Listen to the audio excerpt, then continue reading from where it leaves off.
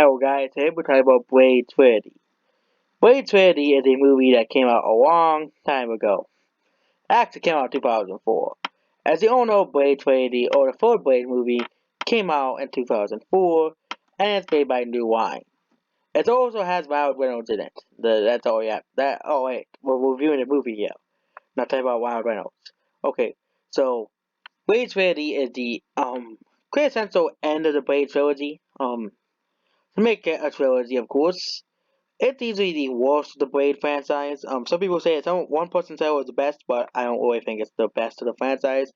Blade Trinity is pretty funny at some points, but Blade Trinity is not supposed to be a comedy. That's the thing. It's supposed to be a dark movie. The first one was dark.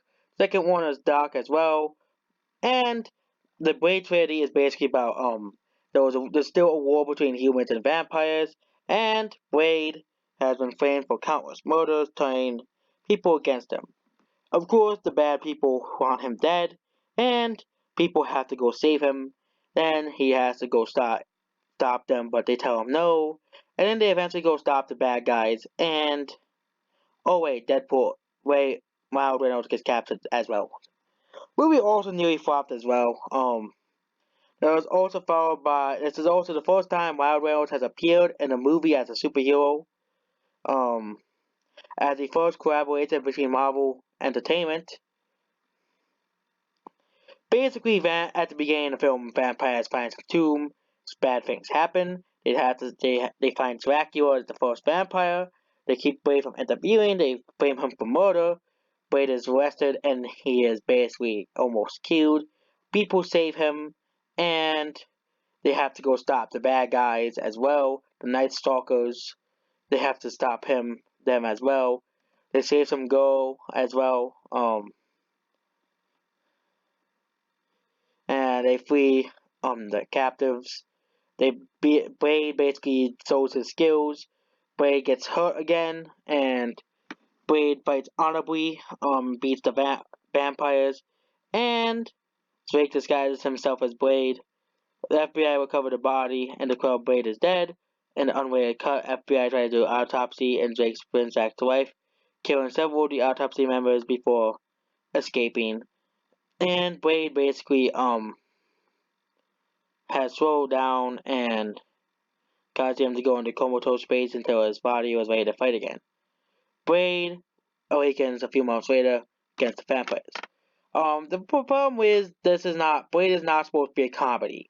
That's a big problem with this movie. And I think it would be much better if the movie was like the first two. This movie they tried to make it different, but the difference is not always good. So you can't really transition from a R-rated action slash horror franchise. Is Blade considered a horror franchise? No, it's not a horror franchise. From a gritty action franchise to trying to be a comedy, trying to be an action as well. You can't be two things at once. So I give this movie a 5 out of 10. There are many high points in this movie and many low points in this movie. This movie is easily the worst of the franchise.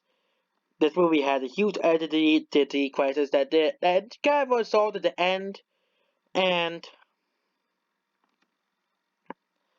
it is not a good movie.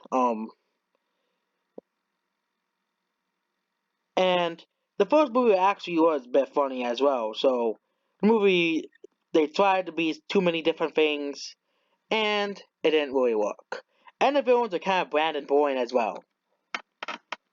And the villains are kind of boring. They're kind of just not that great. Still better than Malcolm from the For the Dark World. And the villains are kind of just like, oh, we just want to kill Blade because he's not like us, and he killed our kind before, and that's basically it. So I give this movie a 5 out of 10. It's not the greatest, it's not the worst, it's in the middle, exactly in the middle. Make sure you like, share, subscribe, and goodbye.